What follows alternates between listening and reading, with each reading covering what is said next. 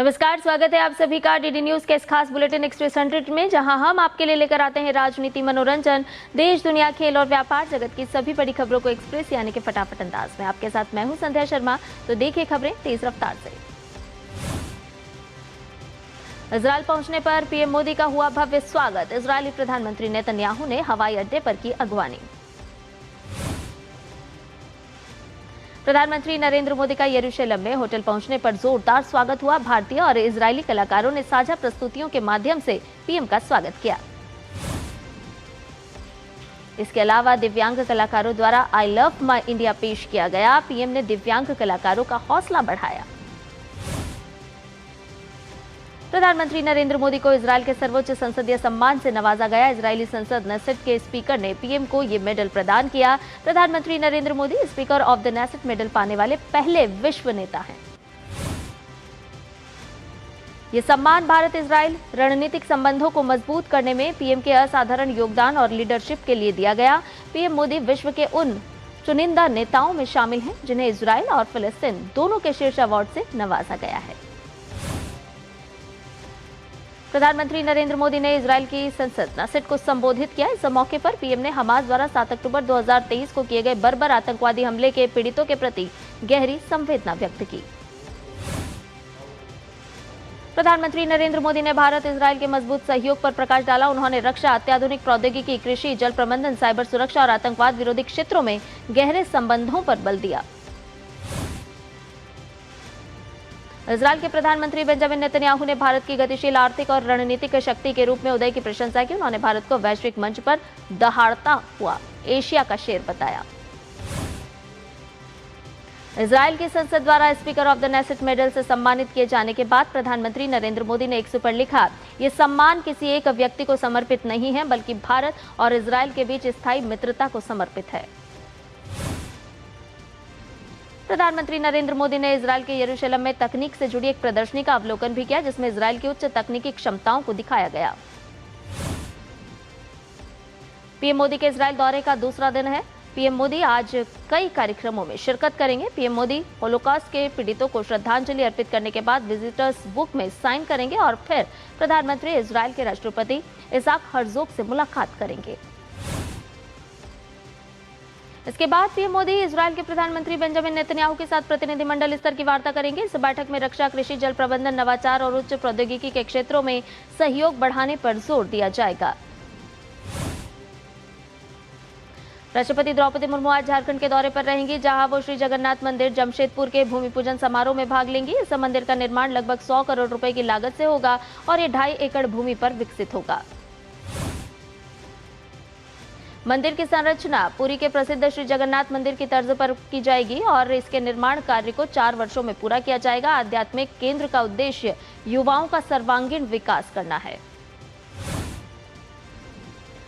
राष्ट्रपति द्रौपदी मुर्मू अपने दौरे के दौरान मणिपाल टाटा मेडिकल कॉलेज जमशेदपुर भी जाएंगी, जहां वो छात्रों के साथ बातचीत करेंगे और उनके विचार जानेंगी। उपराष्ट्रपति सीपी राधाकृष्णन जम्मू कश्मीर के 2 दिवसीय दौरे पर श्रीनगर में हैं। आज वो श्रीनगर में कश्मीर विश्वविद्यालय के 21वें दीक्षांत समारोह में मुख्य अतिथि के तौर पर शामिल रहेंगे। इस दौरान वो उत्तीर्ण छात्रों को संबोधित भी करेंगे और भविष्य के लिए उनका मार्गदर्शन भी करेंगे। आपको बता दें कि उपराष्ट्रपति का पदभार ग्रहण करने के बाद ये उनका जम्मू कश्मीर का पहला दौरा है। केंद्रीय गृह एवं सहकारिता मंत्री अमित शाह के बिहार दौरे का आज दूसरा दिन है। वो भारत नेपाल के बीच लेट्टी सीमा चौकी पर एक कार्यक्रम में हिस्सा लेंगे और इंदरवा का उद्घाटन करेंगे। वहीं एसएसबी की विविध परियोजनाओं का ई लोकार्पण और ई शिलान्यास भी करेंगे। इसके अलावा अररिया में वाइब्रेंट विलेज प्रोग्राम सेकंड की कार्यान्वयन बैठक में हिस्सा लेंगे। इसके बाद 27 फरवरी को गृहमंत्री अमित शाह पूर्णिया में सीमावर्ती जिलों में संबंधित मामलों पर विचार विमर्श करने के लिए अधिकारियों से मुलाकात करेंगे। पश्चिम बंगाल में चल रही एसआईआर प्रक्रिया को लेकर आज मुख्य न्यायाधीश सुजय पॉल की अध्यक्षता में महत्वपूर्ण बैठक आयोजित की जाएगी। इस बैठक में सुप्रीम कोर्ट के नए निर्देशों और पश्चिम बंगाल, ओडिशा और झारखंड के न्यायाधीशों की सूची पर चर्चा होगी। पश्चिम बंगाल में एसआईआर के तहत लंबित 60 लाख मामलों की सुनवाई को तेजी से निपटाने के लिए सुप्रीम कोर्ट ने ओडिशा और झारखंड के न्यायाधीशों को पश्चिम बंगाल में तैनाती की अनुमति दे दी है। इसके तहत कलकत्ता हाईकोर्ट ने दोनों राज्यों में हाईकोर्ट को पत्र भेजा है, जिसमें लगभग 400 न्यायाधीशों के पश्चिम बंगाल में आने की संभावना जताई जा रही है। और इसके साथ ही पश्चिम बंगाल के 532 न्यायाधीशों और अतिरिक्त जिला न्यायाधीशों की सूची राज्य चुनाव आयोग के कार्यालय में पहुंच चुकी है। भारतीय रेलवे ने आगामी होली के त्योहार के दौरान संभावित यात्री भीड़ को देखते हुए अगले महीने की 18 तारीख तक 1244 विशेष ट्रेन यात्राओं के संचालन का निर्णय लिया है और जरूरत पड़ने पर ट्रेनों की संख्या बढ़ाएगी। ये विशेष ट्रेनें प्रमुख शहरों, राज्य की राजधानी और महत्वपूर्ण क्षेत्रीय केंद्रों को जोड़ेंगी। उत्तर रेलवे 48 होली स्पेशल ट्रेनों के जरिए 204 यात्राएं और मध्य रेलवे 20 होली स्पेशल ट्रेनों के जरिए 129 यात्राएं संचालित करेगा। पश्चिमी रेलवे ने 32 होली स्पेशल ट्रेनें शुरू की हैं, जिनमें 120 यात्राएं शामिल होंगी, जबकि दक्षिण पूर्वी रेलवे ने 28 होली स्पेशल ट्रेनें चलाकर 107 यात्राओं का संचालन किया है। झारखंड के दुमका में गाड़ियों के बीच हुई टक्कर की वजह से वाहनों में आग लगी। इस दुर्घटना में 4 ट्रक जलकर खाक हो गए। दुमका के एसडीओ कौशल कुमार ने बताया कि मरने वालों की सही संख्या पता नहीं लग पाई है, वहीं कई लोगों के घायल होने की संभावना है। विदेश मंत्री डॉक्टर एस जयशंकर ने मानवाधिकार परिषद के उच्च स्तरीय सत्र को संबोधित करते हुए कहा कि भारत ने हमेशा टकराव के बजाय संवाद, सहमति और मानव केंद्रित विकास को प्राथमिकता दी है। मंत्री डॉक्टर एस जयशंकर ने यह भी स्पष्ट किया कि भारत आतंकवाद के सभी रूपों के खिलाफ दृढ़ है और इसे मानवाधिकारों का सबसे बड़ा उल्लंघन मानता है। विदेश मंत्री ने आगे कहा कि भारत मानव क्षमताओं के विकास में अभूतपूर्व निवेश कर रहा है। उन्होंने देश के डिजिटल सार्वजनिक बुनियादी ढांचे को भी सराहा। पीएम मोदी की लोकप्रियता का डंका पूरी दुनिया में बजता है। अब पीएम मोदी के नाम एक और अनोखा रिकॉर्ड जुड़ गया है। प्रधानमंत्री नरेंद्र मोदी गुरुवार को इंस्टाग्राम पर 100 मिलियन फॉलोअर्स का ऐतिहासिक माइलस्टोन पार करने वाले दुनिया के पहले लीडर और पॉलिटिशियन बन गए हैं। पीएम मोदी के बाद डोनाल्ड ट्रंप 43.2 मिलियन फॉलोअर्स के साथ दूसरे नंबर पर हैं। उनके बाद इंडोनेशिया के president Prabowo Subianto 15 million followers के साथ तीसरे नंबर पर हैं। ब्राजील के राष्ट्रपति 14.4 मिलियन फॉलोअर्स के साथ चौथे स्थान पर हैं। केरल के स्वास्थ्य मंत्री Veena George Kannur railway station पर विपक्षी कांग्रेस के छात्र संगठन केएसयू के कार्यकर्ताओं के विरोध प्रदर्शन के दौरान घायल हो गई। ये घटना उस समय हुई जब मंत्री एक ट्रेन में सवार होने के लिए कन्नूर रेलवे स्टेशन पहुंची थी। राज्य विधानसभा अध्यक्ष एएन शमसीर घटना के समय रेलवे स्टेशन पर मौजूद थे। उन्होंने बताया कि मंत्री के हाथ और गर्दन में चोट आई है। घटना के बाद जिला अध्यक्ष समेत 5 केएसयू कार्यकर्ताओं को गिरफ्तार कर लिया गया है। उन्हें रेलवे पुलिस के हवाले किया जाएगा। एनआईए ने दिल्ली के लाल किले बम धमाके की साजिश में 2 आतंकवादियों जमीर अहमद अहनगर और तुफैल अहमद भट्ट को गिरफ्तार किया है। इस मामले में गिरफ्तारियों की कुल संख्या अब 11 हो गई है। दोनों आतंकवादी जम्मू कश्मीर के गांदरबल और श्रीनगर के निवासी हैं। एनआईए के अनुसार इन आतंकवादियों ने मुख्य आरोपी उमर उन नबी को हथियार मुहैया कराए थे, जो 10 नवंबर 2025 को हुए धमाके का मुख्य आरोपी था। इन गिरफ्तार आतंकवादियों का संबंध अंसार गजवत उल हिंद के साथ था और ये भारतीय राज्य के खिलाफ हथियारों का संग्रहण कर रहे थे।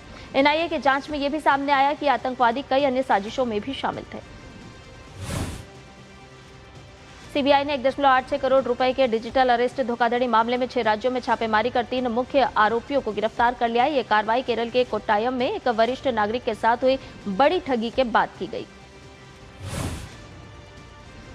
जांच के दौरान गोवा से एक म्यूल अकाउंट ऑपरेटर, नागपुर के शेल कंपनी संचालक और बेंगलुरु से फर्जी सिम कार्ड सुविधा प्रदाता को पकड़ा गया। जांच अधिकारियों ने इन ठगों के पास से भारी मात्रा में डिजिटल उपकरण, डेबिट कार्ड और संदिग्ध दस्तावेज बरामद किए हैं। दिल्ली पुलिस और हिमाचल पुलिस के बीच नाटकीय अंदाज में चली रस्साकशी आखिरकार देर रात 1 बजे खत्म हुई। शिमला के मुख्य न्यायिक मजिस्ट्रेट ने हिमाचल के रोहड़ू से गिरफ्तार युवा कांग्रेस के 3 कार्यकर्ताओं को दिल्ली ले जाने की इजाजत दे दी है। इसके बाद दिल्ली पुलिस की टीम उन्हें लेकर रवाना हुई।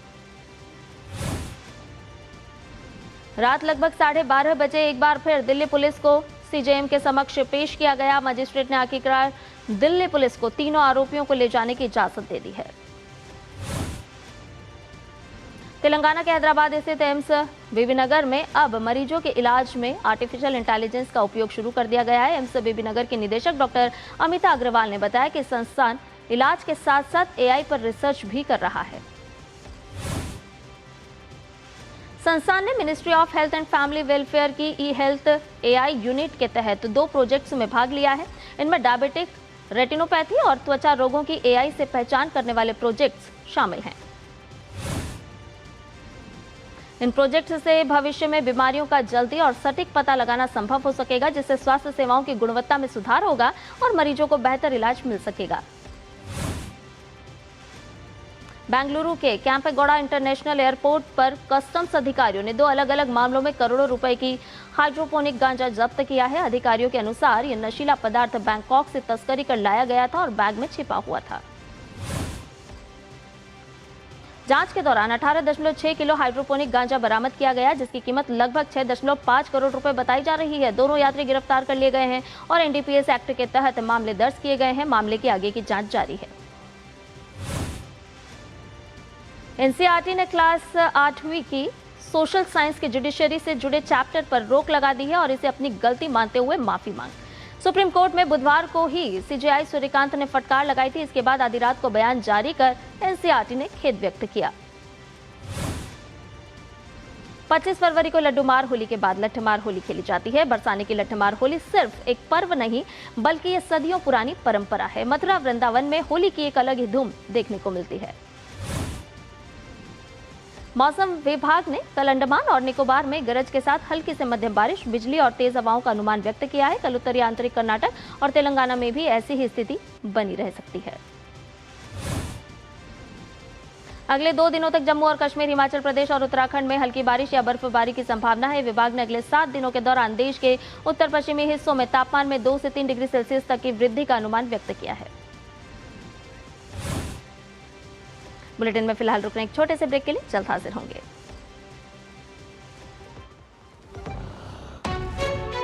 विभाग अनेक, कंप्लेंट बॉक्स 1। किसी भी सरकारी दफ्तर, विभाग या बैंक से जुड़ी शिकायत के लिए pgportal.gov.in पर जाएं, रजिस्टर करें, संबंधित विभाग चुनें, शिकायत दर्ज करें और ट्रैकिंग ID नोट करें। SMS या ईमेल पर एक्नॉलेजमेंट पाएं और शिकायत का जवाब सीधे मंत्रालय से प्राप्त करें। अब तक 1 करोड़ 12 लाख से अधिक भारतीयों ने भरोसा जताया। CP ग्राम्स, आपकी हर शिकायत का हल। अभी शिकायत दर्ज करें pgportal.gov.in।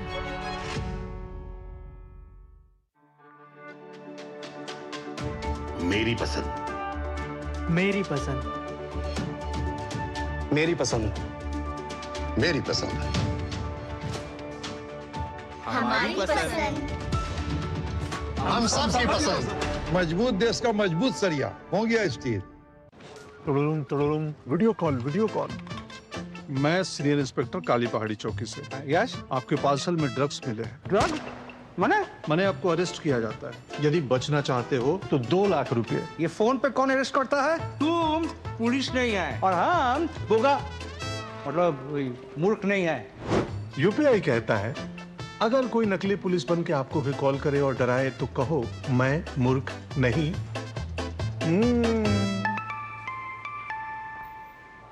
जाइए, आप भी किसी का टेस्ट लीजिए। ब्रेक के बाद एक्सप्रेस 100 में आपका एक बार फिर से स्वागत है। आइए बाकी की खबरों को जानें फटाफट अंदाज में। वाणिज्य मंत्री पीयूष गोयल ने इजरायली प्रतिनिधिमंडल संघ भारत इजरायल मुक्त व्यापार समझौते पर चर्चा की। उन्होंने सोशल मीडिया तस्वीर साझा कर बताया कि बातचीत सार्थक रही और आर्थिक सहयोग मजबूत करने की प्रतिबद्धता दोहराई। केंद्रीय कृषि मंत्री शिवराज सिंह चौहान ने 3 दिवसीय राष्ट्रीय पूसा कृषि विज्ञान मेले का शुभारंभ किया। इस दौरान किसानों के साथ संवाद भी किया, साथ ही खेती से संबंधित विभिन्न प्रयोगों को भी देखा। केंद्रीय मंत्री शिवराज सिंह चौहान ने खेती किसानी को विकसित कृषि आत्मनिर्भर भारत की दिशा में ले जाने वाले कई बड़े कृषि सुधारों का रोडमैप सामने रखा। केंद्रीय मंत्री मनसुख मांडविया नई दिल्ली में आयोजित powering inclusive growth roles of platforms सम्मेलन को संबोधित करते हुए कहा कि सरकार गिग वर्कर्स को सुरक्षित, सम्मानजनक और बेहतर कार्य परिवेश देने के लिए प्रतिबद्ध है। केंद्रीय सूक्ष्म, लघु और मध्यम उद्यम मंत्री जीतन राम मांझी ने कोयम्बटूर में MSME क्षेत्र को भारतीय अर्थव्यवस्था की असली रीढ़ बताया है। हवाई अड्डे पर मीडिया से बात करते हुए उन्होंने कहा कि देश के कुल निर्यात में इस क्षेत्र का योगदान 46% तक पहुंच गया है।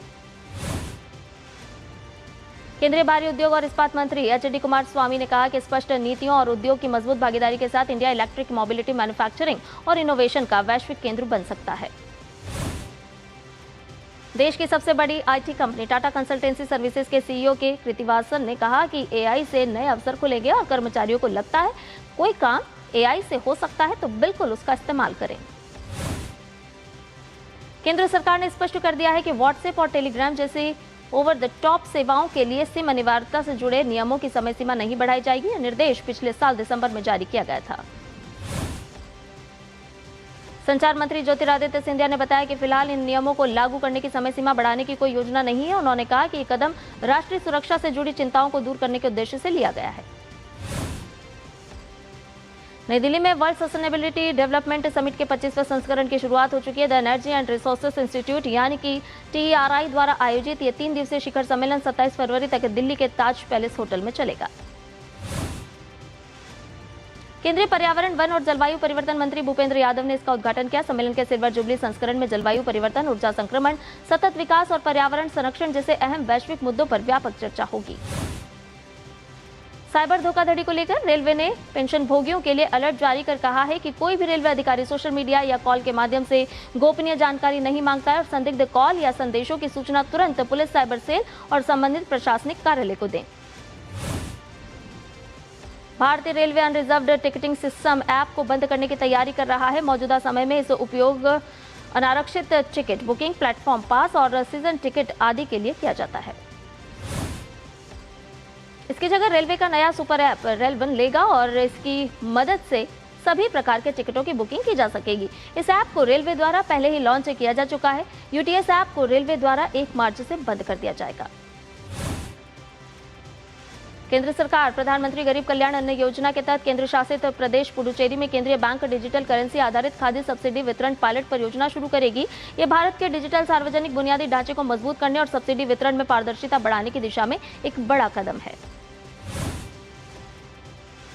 आरबीआई ने 2 मार्च को 25,000 करोड़ रुपए के सरकारी बॉन्ड की अदला बदली नीलामी की घोषणा की। इसमें सरकार जल्द परिपक्व होने वाले बॉन्ड को लंबी अवधि वाले बॉन्ड में बदल देगी, जिससे एक ही साल में भुगतान का दबाव कम होगा। रिलायंस इंडस्ट्री ने REIL का पुनर्गठन किया है। 853 करोड़ रुपए के सौदे में मेटा प्लेटफॉर्म्स की सहायक कंपनी ने करीब 30% हिस्सेदारी खरीदी है। IBJ के मुताबिक 24 कैरेट सोने की कीमत 233 रुपए कम होकर 1,59,008 रुपए प्रति 10 ग्राम हो गई है। दूसरी तरफ चांदी की कीमतों में तेजी देखी जा रही है। ये 2,505 रुपए बढ़कर 2,65,417 रुपए प्रति किलो हो गई है। भारतीय निवेशक जल्द दुनिया के 30 बड़े स्टॉक मार्केट में आसानी से शेयरों की खरीद बिक्री कर पाएंगे और उनकी पहुंच अमेरिका, यूके, जापान और यूरोप जैसे विकसित बाजारों तक भी होगी। नेशनल स्टॉक एक्सचेंज की सहयोगी कंपनी NSE इंटरनेशनल एक्सचेंज हाल ही में लॉन्च की अपने ग्लोबल इन्वेस्टिंग प्लेटफॉर्म के अगले 3 से 6 महीनों में विस्तार की योजना बना रही है।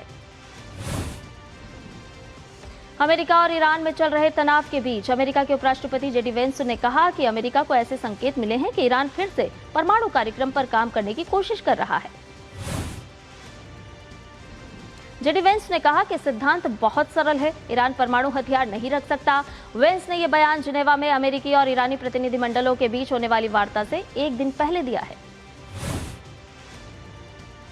अमेरिका का कहना है कि वो ईरान को परमाणु हथियार विकसित करने से रोकने के लिए प्रतिबद्ध है, जबकि दोनों देशों के बीच तनाव लगातार बना हुआ है। अमेरिका और ईरान के बीच परमाणु मुद्दे पर अगली वार्ता आज जिनेवा में होगी। जिनेवा में तीसरे दौर की वार्ता से पहले ईरान के विदेश मंत्री अब्बास अराक्ची ने कहा है कि अमेरिका के साथ निष्पक्ष समझौता संभव है। ईरान सवालों के जवाब देने और चिंताओं को दूर करने के लिए तैयार है, लेकिन शांतिपूर्ण परमाणु तकनीक के अपने अधिकार से पीछे नहीं हटेगा। ईरान और अमेरिका के बीच तेहरान के परमाणु कार्यक्रम पर होने वाली अगली दौर की वार्ता आज जिनेवा में होगी। इससे पहले ईरान के विदेश मंत्री अब्बास अराक्ची ने कहा है कि उनका देश युद्ध और शांति दोनों ही विकल्पों के लिए पूरी तरह से तैयार है। अब्बास अराक्ची ने यह भी कहा है कि एक निष्पक्ष और संतुलित समझौते तक पहुंचने की उम्मीद अभी भी बनी हुई है। एक निजी समाचार चैनल को दिए इंटरव्यू में अराक्ची ने कहा कि ईरान की सशस्त्र सेनाएं आत्मरक्षा के लिए पूरी तरह से तैयार है। उनका मुख्य उद्देश्य युद्ध को टालना है। अंतर्राष्ट्रीय परमाणु ऊर्जा एजेंसी के प्रमुख राफेल मारियानो ग्रोसी ने चेतावनी दी है कि ईरान के परमाणु सामग्री को लेकर अनिश्चितता गंभीर परिस्थितियां पैदा कर सकती हैं। कोलंबिया के कार्टाजेना में दिए गए इंटरव्यू में उन्होंने कहा कि जून 2025 के 12 दिवसीय युद्ध के बाद से एजेंसी ईरान के संवर्धित यूरेनियम का दोबारा निरीक्षण नहीं कर पाई है, जिससे जानकारी का खतरनाक अंतर पैदा हुआ है। ब्रिटेन के प्रिंस हैरी और उनकी पत्नी मेघन 2 दिवसीय जॉर्डन दौरे पर हैं। इस दौरान उन्होंने अम्मान के स्पेशलिटी अस्पताल में गाजा से आए मरीजों से मुलाकात की। यहाँ वो विश्व स्वास्थ्य संगठन के साथ मिलकर संघर्ष और विस्थापन से प्रभावित समुदायों के समर्थन अभियानों को उजागर करने का काम करेंगे। अमेरिकी उपराष्ट्रपति जेडी वेंस ने कहा है कि ट्रंप प्रशासन ने मिनेसोटा को दी जाने वाली मेडिकल फंडिंग को रोक दिया है क्योंकि सामाजिक कल्याण कार्यक्रमों में निधियों की चोरी की चिंताएं थी। डॉक्टर मेहमद ओज ने बताया कि ऑडिट के बाद $259 मिलियन के मेडिकल भुगतान स्थगित कर दिए गए हैं। ब्राजील के सर्वोच्च न्यायालय के पैनल ने एक पूर्व सांसद और उसके भाई को रियो डी जेनेरियो में 2018 में पार्षद और मानवाधिकार कार्यकर्ता मोरियल फ्रैंको की हत्या में शामिल होने के लिए 76 साल की सजा सुनाई है। इसके अलावा उनके ड्राइवर एंडरसन गोम्स को भी दोषी ठहराया गया है। नाइजीरिया की एक अदालत ने उस ड्राइवर की सुनवाई 17 मार्च तक के लिए स्थगित कर दी, जिस पर ब्रिटिश मुक्केबाज एंथोनी जोशुआ की टीम के 2 सदस्यों की मौत और हेवीवेट चैंपियन को घायल करने वाले हादसे का कारण बनने का आरोप है। पूर्वी कांगो में बढ़ती हिंसा ने विस्थापित परिवारों की स्थिति और भी खराब कर दी है। संघर्षों के कारण हजारों लोग घर छोड़ने को मजबूर हो गए हैं और उन्हें भोजन, पानी और चिकित्सा जैसी बुनियादी सुविधाओं की भारी कमी का सामना करना पड़ रहा है। प्रधानमंत्री नरेंद्र मोदी की इजरायल यात्रा के दौरान यरूशलेम स्थित संसद भवन क्रिसेंट को भारतीय ध्वज के रंगों से रोशन किया गया। T20 क्रिकेट विश्व कप के सुपर 8 के अपने दूसरे मैच में भारतीय टीम जिम्बाब्वे से भिड़ेगी। सेमीफाइनल में पहुंचने की उम्मीद बरकरार रखने के लिए भारत को बड़ी जीत हासिल करनी होगी। भारत को सुपर 8 के अपने पहले मैच में हार झेलनी पड़ी थी। भारतीय टीम की नजर जिम्बाब्वे के खिलाफ मुकाबले में बड़ी जीत हासिल कर नेट रन रेट में सुधार करने की होगी। टूर्नामेंट में अब तक पराजय रही वेस्टइंडीज और दक्षिण अफ्रीका की टीमें T20 विश्व कप सुपर 8 के मुकाबले में आज आमने सामने होगी। दोनों टीमों की नजर इस मुकाबले को जीतकर सेमीफाइनल में पहुंचने की होगी। दक्षिण अफ्रीका ने भारतीय टीम को पिछले मैच में इसी मैदान पर 76 रन से हराया था, जबकि वेस्टइंडीज ने जिम्बाब्वे को मुंबई में 107 रन से मात दी थी। सचिन रविंद्र ने शानदार हरफनमौला प्रदर्शन से न्यूजीलैंड ने T20 विश्व कप के सुपर 8 मैच में श्रीलंका को 61 रन से हरा दिया है। इस हार के बावजूद श्रीलंका टूर्नामेंट से बाहर हो गई है। न्यूजीलैंड ने कप्तान मिचेल सांटनर के 47 रन और कोल मैकांकी के नाबाद 31 रन की बदौलत 7 विकेट पर 168 रन बनाए। श्रीलंका की टीम 8 विकेट पर 107 रन ही बना पाई। भारतीय टेस्ट क्रिकेट टीम ने श्रीलंका को 6 विकेट से हराकर पहला एशिया कप T20 टूर्नामेंट जीत लिया है। भारतीय टीम ने इससे पहले प्रतियोगिता के पहले मैच में श्रीलंका और फिर नेपाल पर 10 विकेट से शानदार जीत दर्ज की थी।